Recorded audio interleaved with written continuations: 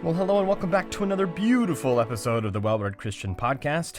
I'm your host, Mark Stanley, as always, and I'm excited for the episode today, even though when you're listening to it, I will probably be fighting Hurricane Dorian. I got a notification that I might be deployed, and so I have the script and I'm eager to deliver it. I hope I have enough time to edit it appropriately and really give it the justice that it deserves, and now, I'm regretting that I can't expand it and do even more things with it. Maybe cut it in half, turn it into 2 different episodes. And the truth is that I'm really excited for the things that I have to share. And I just need to put a lid on it, deliver what I've got, and move on. And hopefully you enjoy the process.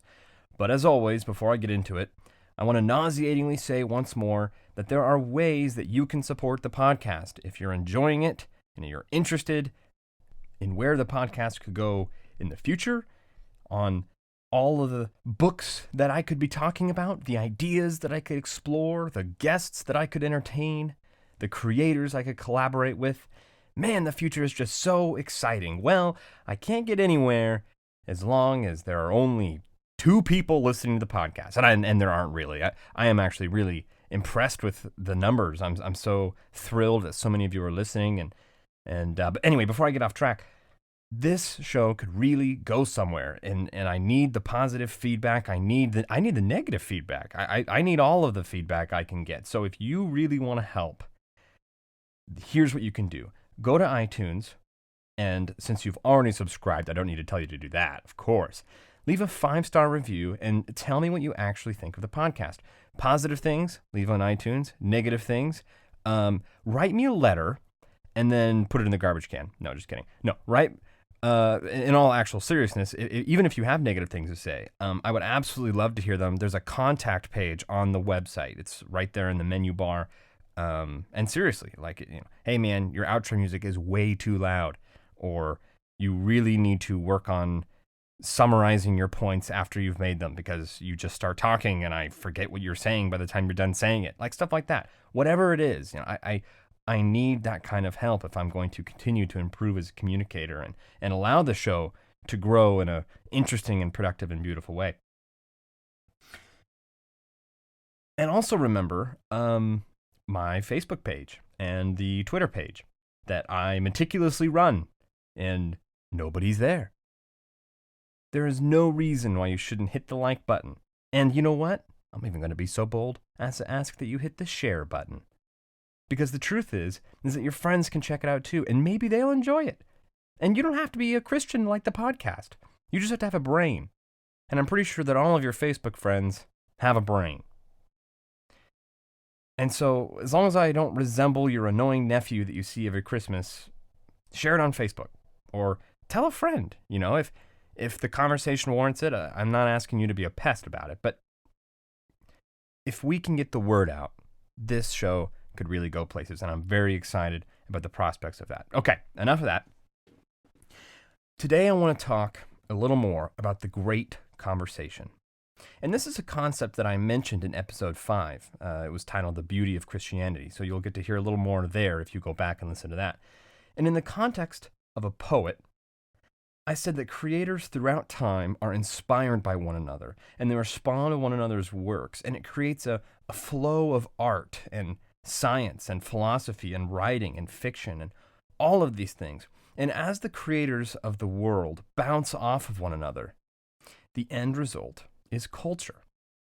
Because these ideas trickle down and they impact all of our lives and the media that we consume in a 21st century mode, but also throughout all time. And we, as human beings, are constantly watching plays and reading books and being inspired by these creators who are inspiring one another and then inspiring the next generation of creators. This is how cultural progress is achieved. One group of thinkers inspiring another group of younger thinkers who inspire the next group of thinkers, or artists, or playwrights, or whatever it is. This is actually how cultural regress is achieved too, by the way.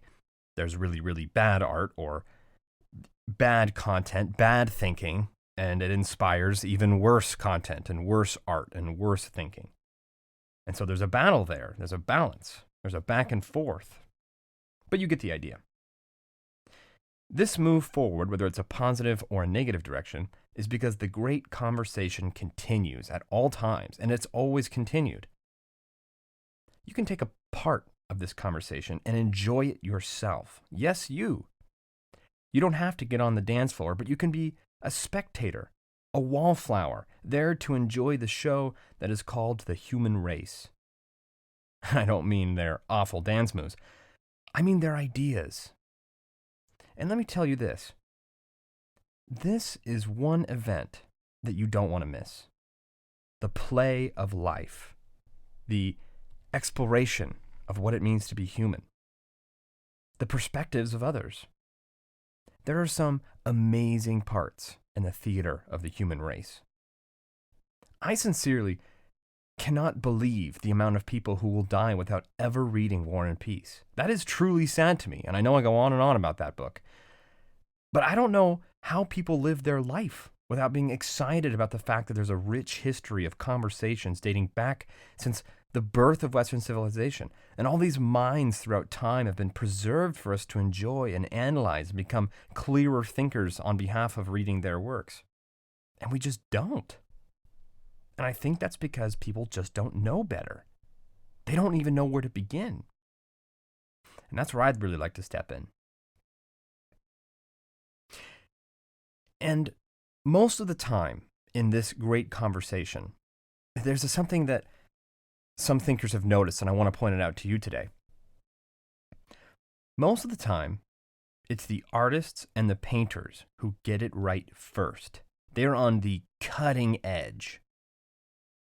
They see something in the world, some truth, some reality, and it's so vivid and powerful to them, and it's abstract in all of its collection of ideas and thoughts that are just barely forming.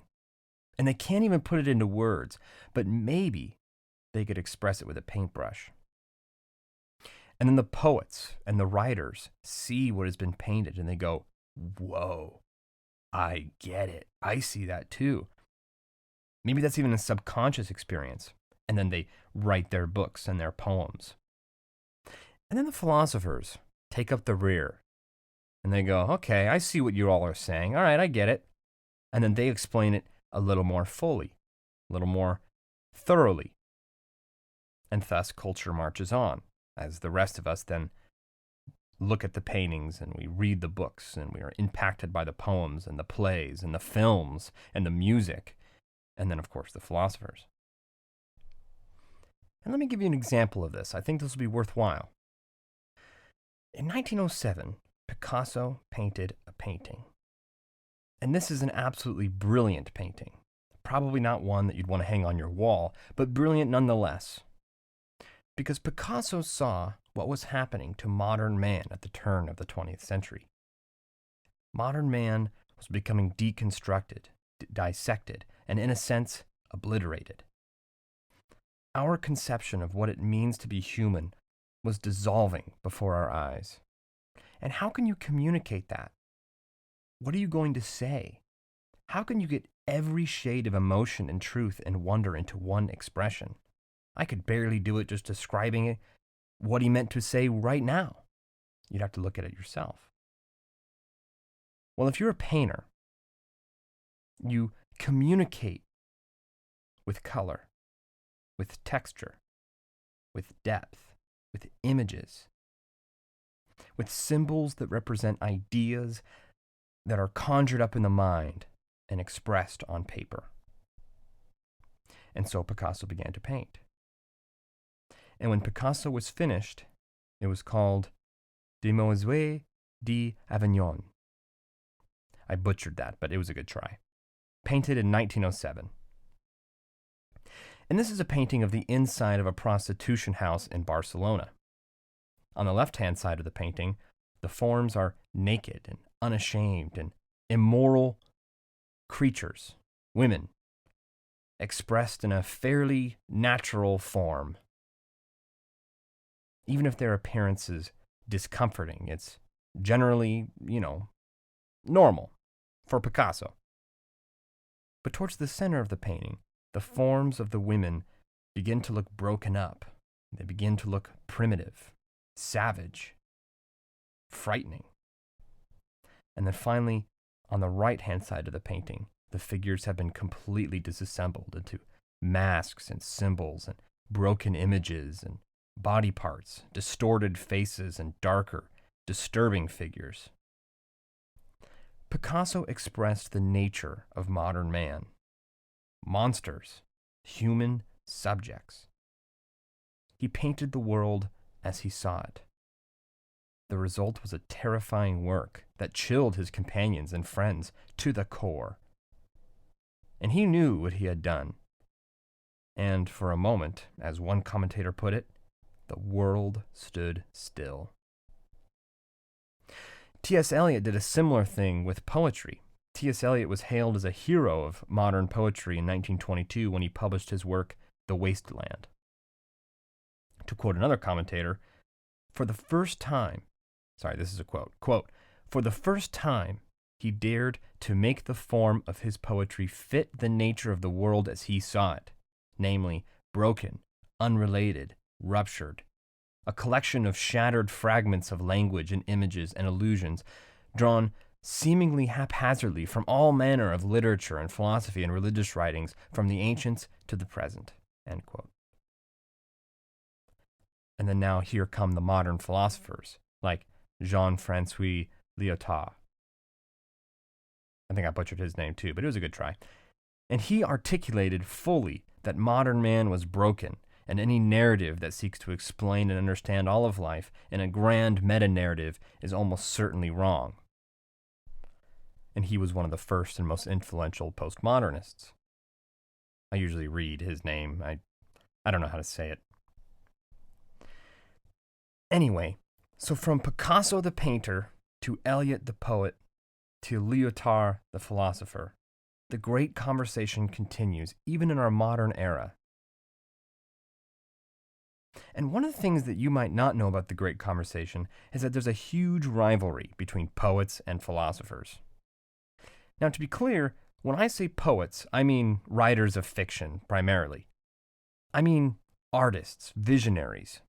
The technical term for their craft is called poesy, the craft of fiction. And this rivalry has existed since the beginning of Western civilization. And it's actually understandable when you think about it, because both philosophers and poets, I'm just going to call them poets, I still don't know what other term to use, writers of fiction and philosophers, they both contain and are vying for the attention of everybody else in a contest to see who can better explain reality. They're in the same arena. Who has the better take on the way things really are? Because really, that's what everyone is trying to do. We're all trying to get a fix on what is going on in the world. Some of us at specific moments, others in a meta-narrative. The first example of this, at least that I'm aware of, is found in Plato's Republic, one of the first works of Western philosophy. For those who are unfamiliar, Plato's Republic is basically this philosopher named Plato. He was a Greek, one of the first great thinkers, perhaps one of the greatest thinkers of all time, at least I certainly think so. And he gave an explanation of what the best possible government and society would look like. If you could wipe out everything and start fresh, how would you build it so that it was optimal? Well, there's a lot that could be said about Plato's Republic, but what I want to say right now is that Plato bans poetry and he executes poets. He just says, get those people out of here. Get rid of those guys, those freaks in funny clothes who babble on about nonsense that nobody can interpret. They don't help anybody. They just corrupt the youth and make everybody try and feel stuff, but it's all just cheesy and imprecise, and it's no good. It's worthless. Well, that's not the definitive statement from Greek culture, of course. The Greek playwrights have contributed some of the best that our civilization has to offer, but the point still stands that Plato, as a philosopher, did not like the court jesters who he believed poets were basically trying to be. Go write your children's stories and your fairy tales, but leave the real thinking to us. So there's your philosopher's perspective, kind of given the first stab. And here comes Sir Philip Sidney, all the way 1579, many years later, who is an English playwright and lover of fiction. And he lived in an era where Christian Puritans had essentially declared war on the theater. They said that it was a place for pickpockets and prostitutes, and a true Christian would avoid such a place. It's always better to be reading your Bible or something anyway.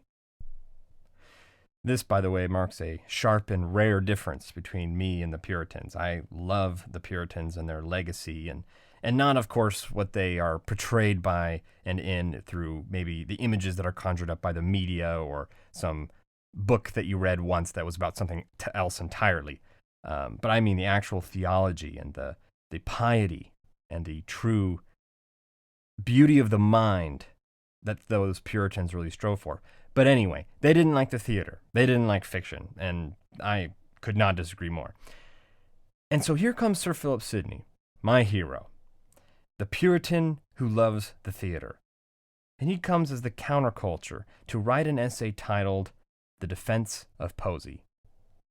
And one of the things he argues is that fiction is very much worthwhile. As a matter of fact, fiction is the most important thing a culture could study and revere.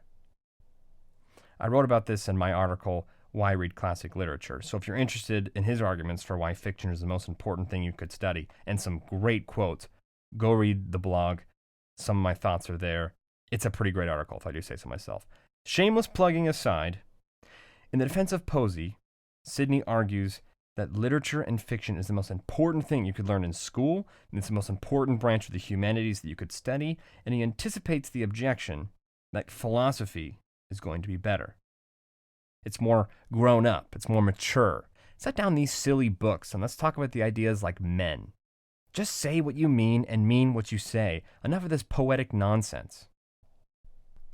Well, what Sidney says in response to this is a diss of all the ages. Or it's a diss for the books. It's amazing. As someone who loves philosophy, I absolutely love how Sidney just rips these guys. He dishes it out against the philosophers in a hilarious and powerful way. He says, really?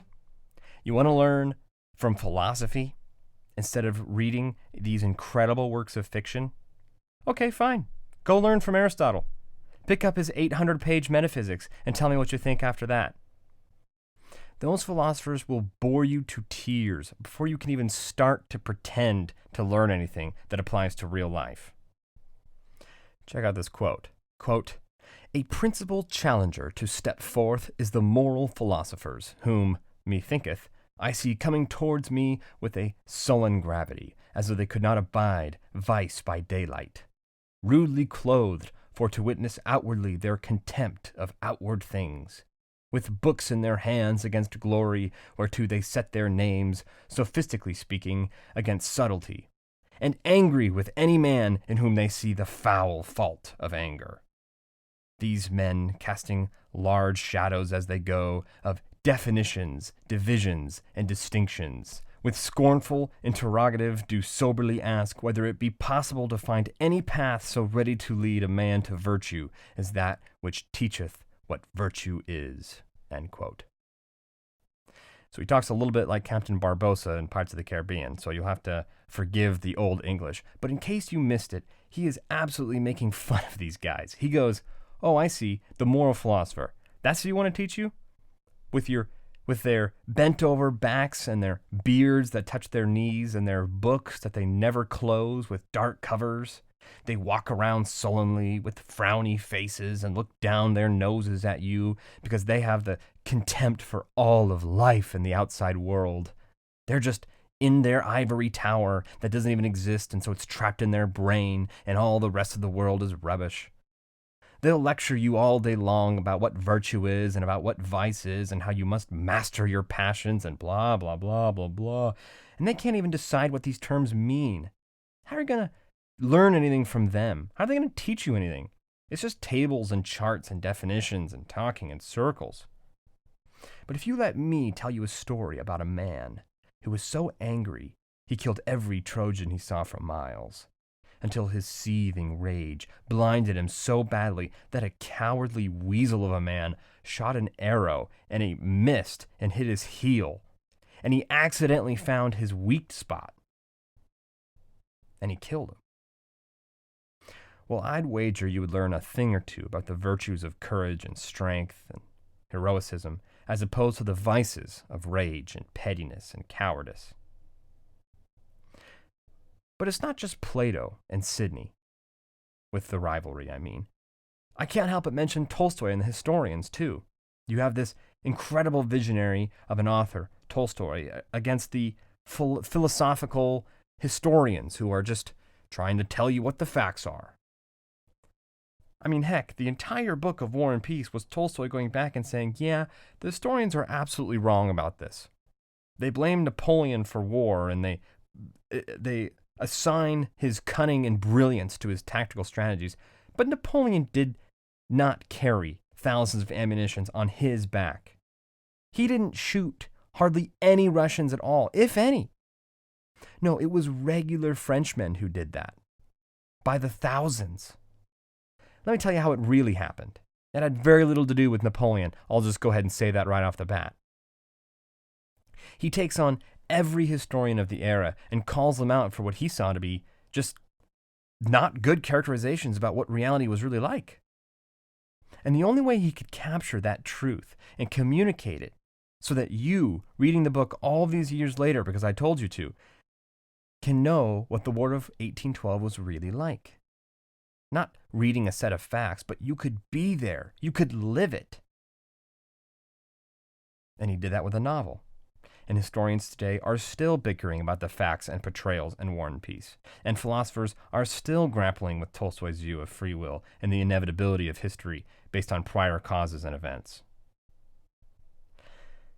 You know, Nietzsche said something that's interesting. He said that any real artist or philosopher worth their salt is totally disconnected from the ordinary world. He pointed out that true visionaries and thinkers and artists throughout time, they don't usually get married. They don't do the whole work the farm, have 7 children, 3 of them die, the other 4 take care of you, and then you get old and die. Instead, they're the strange black sheep that nobody really understands or appreciates until years after they're dead and buried. Socrates has a funny quote along those lines too. He suggests that, in one of his dialogues, that everyone should get married because you can't lose. If you marry well and you're happy, well, then you get to live a good and happy life. But if you don't marry well, you'll become a philosopher. Not a big deal. Win-win either way, really. So in this debate, this rivalry between literature and philosophy, I want to draw out both of them because I really want you to see how they interact and why they're valuable. And as I've been explaining, Sir Philip Sidney pointed out that both the philosopher and the poet occupy the same space. They're both trying to explain the way the world is. They're both trying to capture something that's out there and put it in a bottle and then dump it on paper so that maybe you can read it and get a grip of what life is like yourself. And the kinship between the artist and the poet and the philosopher is that they have made different modes of doing that. The painter uses images, the poet uses mental images, and the philosopher uses abstractions.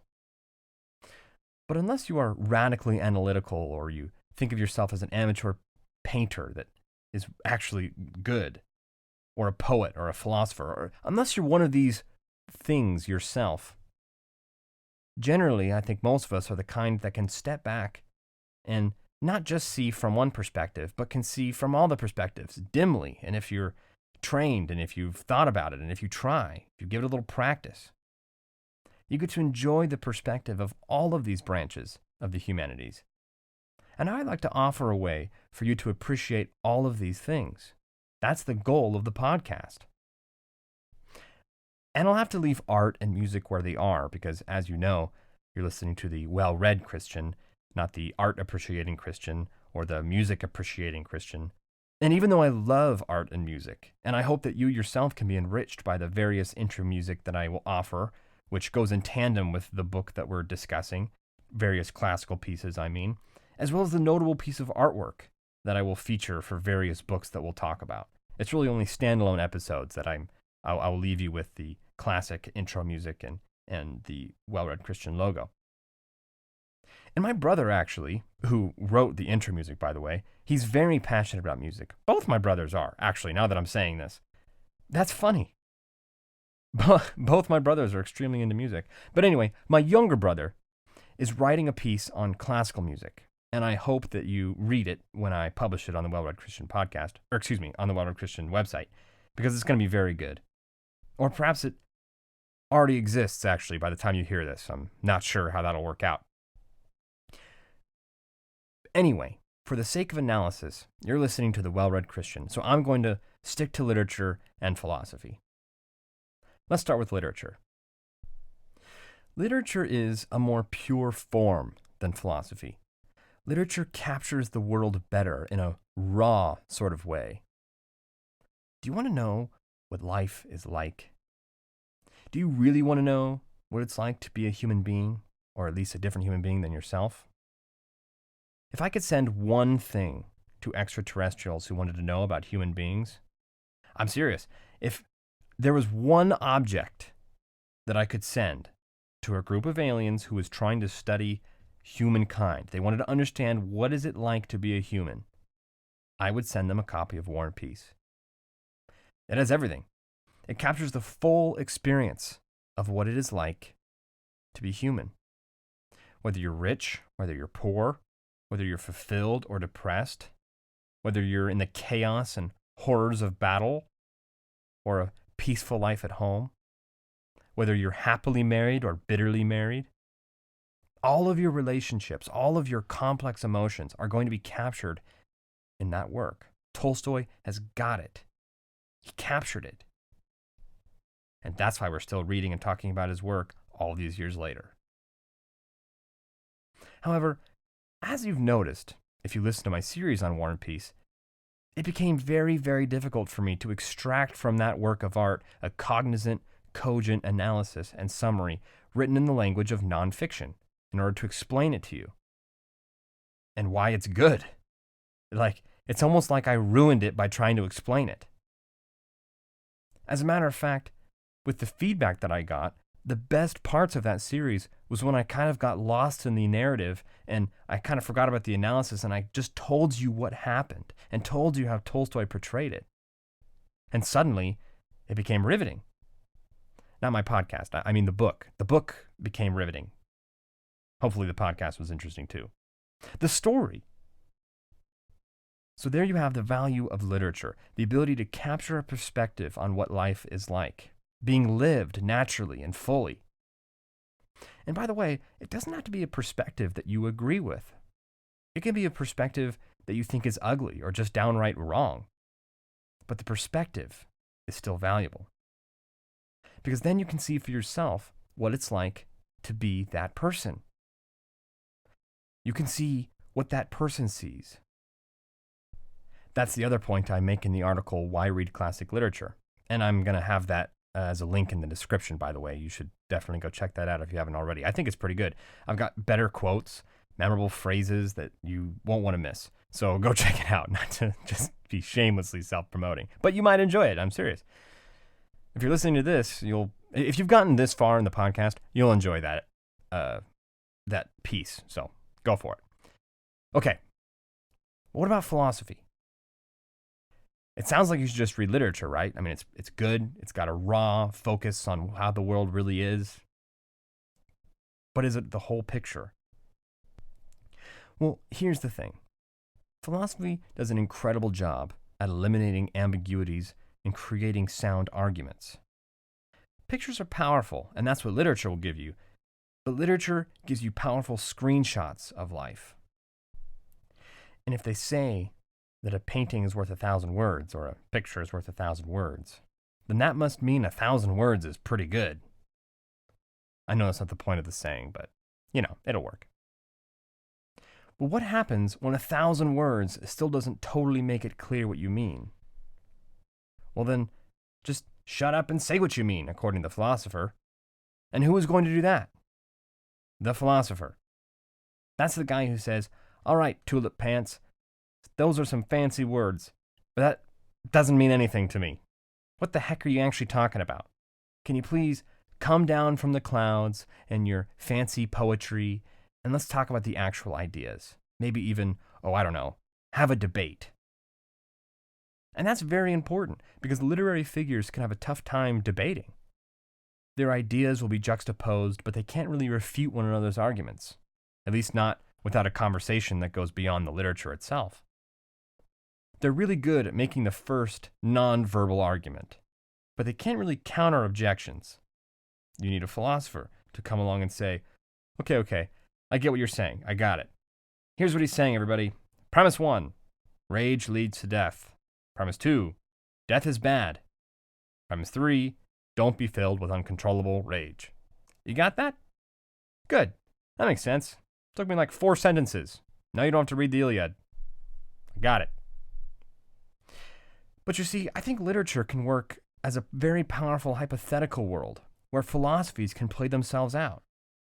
As much as their rivalry is legitimate and interesting, the truth is that there's a beautiful place for literature and philosophy to coexist in the mind of the intellectual. Ideas can become embodied and run around. Literature is philosophy applied to reality. This is actually why some philosophers began writing novels and plays. A good example is Albert Camus' book, The Stranger. He saw that maybe the best way to make his argument was to write a story. And then nobody understood it, so he had to write some philosophy. But still, many modern philosophers, especially existentialists, I'm just noticing, Jean-Paul Sartre and Camus, they were both playwrights. And they realized that maybe the best way to communicate their ideas and see how their ideas actually play out in a real life world with real characters, with real psyches that interact with reality, maybe the best way to figure all that out is to put it in one story. And we'll see how it goes. We'll see how people react to it. If it's relatable, if it's understandable, if it's human, if it's real. Jordan Peterson, I feel like I mention him every podcast. I actually probably have at this point. He said something profound, and I really think you should hear it. He says, what if fiction is true in the same way that numbers are true? They're abstractions. They're out there. You can't catch the number 2. But you know that 2 is a valuable piece of reality. Numbers are valuable pieces of reality that tell you something about life. Formulas and equations, they tell you something about reality.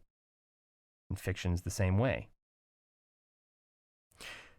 If philosophers were scientists, literature would be their laboratory. That was important. In case you missed it, I'm going to say it again. If philosophers were scientists, literature would be their laboratory. Now, scientists have to write out their ideas in essays and papers and such, and so nonfiction is like the desk of the philosopher. But fiction is the laboratory of the philosopher. So the philosopher, if he was a scientist, would perform his experiments in the world of fiction, in his laboratory, and then he'd write about his findings in an essay or a paper or in nonfiction. That's my idea anyway. I think it's a good one. And I really think that some ideas have a hard time being explained without both. Especially literature, because literature can show you ideas. Philosophy defines them, literature shows them. Literature is the savior of the abstractions of the philosopher, once they're too far removed from reality. Literature can show you what words cannot tell you. And that will lead you to some wacky ideas about what words are, by the way, since literature is just a bunch of words, right?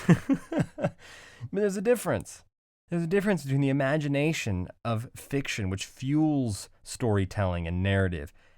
There's a difference between that and the analytical part of your brain that studies nonfiction and puts together arguments and abstractions of philosophy, like a scientific paper or a book on science in general. And good gracious, I'm so thankful for literature because so many philosophers have the stupidest metaphors. Man, if I have to listen to someone say that 2 plus 2 equals 4 in order to make some point about truth or objectivity or something one more time, I'm going to go crazy. I can get so tired of the philosopher that only sees in theorems and premises, and they cannot see the beauty of fiction. And so the truth is that both the poet and the philosopher occupy the same space.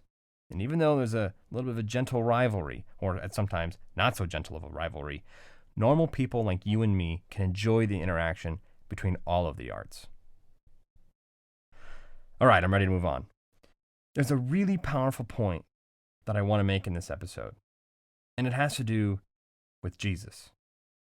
Love him or hate him, whether you're a Christian or not, you cannot deny that Jesus was a powerful and profound teacher.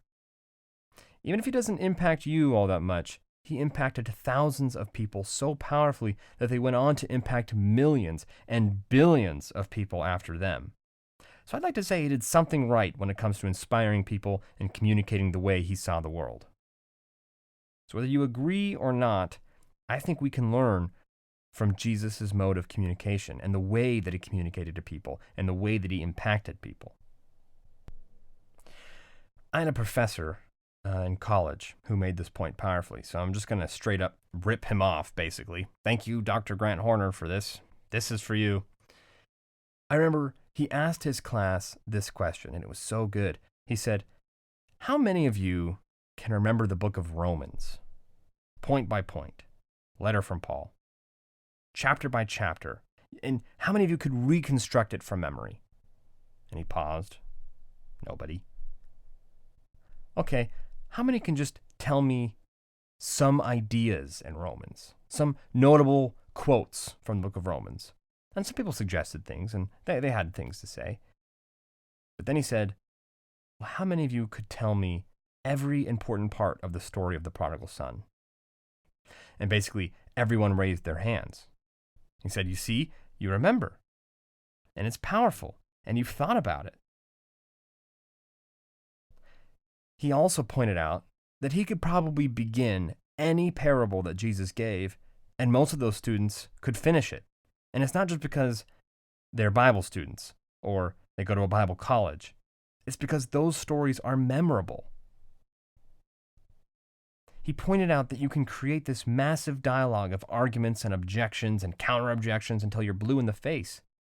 And you can write clearly and define your terms and build off your premises. And people will forget all about it. They're just bored.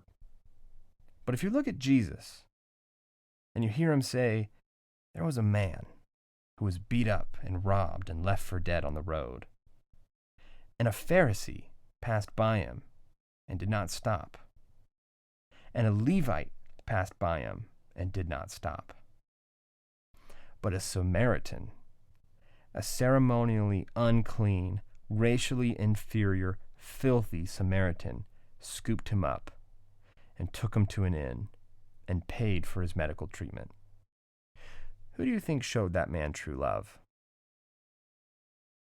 Well, there you go. There's a powerful story. And from then on, you know what Jesus means when he says, love your neighbor. The person who's beyond your racial divide. The person who it's really not your responsibility to help them. The person who is completely helpless. That's the person who you give everything for. Now, that's a powerful view of love. And Jesus taught moral truths with narrative because it was powerful. It got the point across in a way that struck the hearers dumbfounded. Many times, the people who ask Jesus questions are completely baffled with his answers. And many times he answers people with stories. The power of narrative is incredible. And you're not going to be sorry if you read more high-quality fiction. So, I want to offer a few more reasons why you should read literature and philosophy in a kind of an abstract, practical, step-by-step, here's why you should, even beyond the things that I've said already. I'll shift gears a little bit. And I think that you'll enjoy the discussion. And these are things that I left out of the articles, why you should read classic literature and why you should study philosophy. So if you enjoy what you hear, go look at those. There'll be more content. I know, believe it or not, there's more to say after that massive article that I wrote on why you should study philosophy. So here we go. 6 reasons you should read literature. Number 1, for perspective. I guess not all of these are totally different or unrelated to the articles that I wrote, because that was one of those that I put on there also. But you can read literature for perspective. We talked a lot about this so far, so I don't want to bore you to death. But Lewis has some great quotes that I cited in that article that you can read if you go look at it. And he emphasizes in his writings that literature is the method by which you can transcend your ego. You can forget what it's like to be you for a moment and experience what it's like to see the world as someone else. And that can be a very, very powerful experience. Number 2, to piggyback off of the last one a little bit, literature builds character. The reason Tolstoy wrote was because he believed that if you read more about the inner life of other people, you will become more compassionate towards them, more empathetic, more understanding, because you'll be able to put yourself in their shoes easier.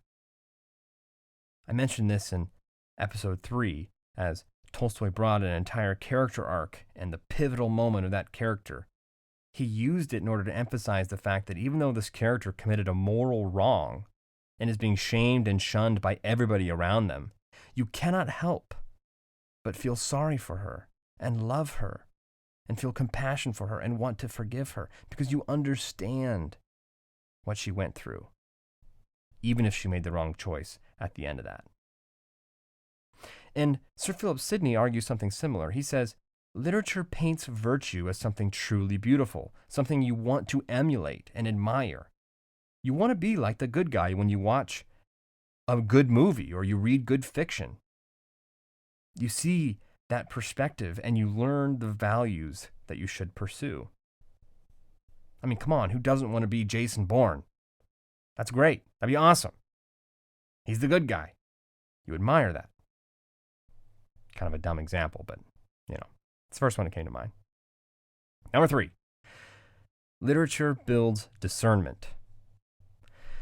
I had a pastor who was close to me for a long time who really emphasized the power of literature to build discernment. You can learn the difference, psychologically I mean, between a snake and an idiot, a predator and someone who innocently just doesn't know any better. You can read situations that are like, no, something's off here. I think literature trains your gut because when you meet characters that are just off in situations, or they meet unsavory characters in the story, the writer will draw forward some of their characteristics that you will subconsciously remember and then notice that later. To give you a specific example, in case you just think that I'm full of it, I'm thinking of Marmeladov from Crime and Punishment. As soon as that character is introduced, you just know that this guy is bad news. There's just something not right with that guy, and the characters that you love should just get as far away from him as possible. And then, as it turns out, you are definitely right. This happens a lot in Pride and Prejudice, too. There are a lot of Marmeladovs in the world who are after you, and it's good to be able to recognize them. And literature helps you do that. It builds discernment. Number 4, literature teaches life lessons. One of my favorite books I ever read was called The Remains of the Day. It's about a butler who was basically one of the last butlers. That way of life, that profession is being phased out, and he sticks to it. And he's so blind to what he is really like. He has no self-awareness. And he misses an opportunity to marry a great girl who's totally into him and pursues him, but he just doesn't see it. He doesn't take any hints. He's just so singularly focused on his narrow-minded view of life. And one day he wakes up at the end with nothing. and nobody. But he's still got his twilight years. And so that's why it's called The Remains of the Day. And you don't have to be like that guy. You know how many elderly people I come in contact with, and they say stuff like, oh, I wish I realized that when I was younger. Well, yeah, you can realize those things when you're younger. Literature is a great teacher. Number 5, you can read literature for joy. Literature can bring you so many gosh darn beautiful things that you will not even believe it. There are so many scenes and quotes or just great ideas from books that will leave you choked up when you're thinking about them in a lobby, waiting in line for something. It'll give you a chance to have something truly interesting to reflect about. There are so many incredible moments like these in these life-changing books that you're missing out on. You're missing out if you don't read for your own joy. And then finally, number 6, you should read literature to be an interesting person. Let me cash out what I mean by that a little bit. I remember I was at work one day, and I was reading the Gulag Archipelago, which we'll discuss later this year, I think, on the podcast. It'll be good. And I remember waiting for an elevator with a coworker. I was at work, and I said to her, gosh, I'm just so frustrated that I feel like I'm reading all of this stuff and I'm just forgetting everything that I'm reading. I mean, what's the point of even putting in all the hard work if there's just too much information? I lose 90% of it. There's no way I can remember all the good stuff that I glean. And she said, get out of here, Stanley. There's no way you really forget all that stuff because it means something to you. Those gems, you remember them. I know because you talk about them all the time. She didn't say that, but that's what she was thinking. They change and define who you are. And I was kind of struck by that. I blinked a few times and straightened my posture and was like, you're totally right. I have been changed by everything that I've read, even if I didn't realize it at the time. Even if I forgot every word from an author, I can look back on it when someone says, hey, you ever read that? I go, yeah, I have read that. And it's so important to read good books like that because it'll influence you in a good direction if you're reading good books. So yes, read good literature and you'll develop into an interesting and enriched person. And thank you, Vanessa, for that great stroke of insight.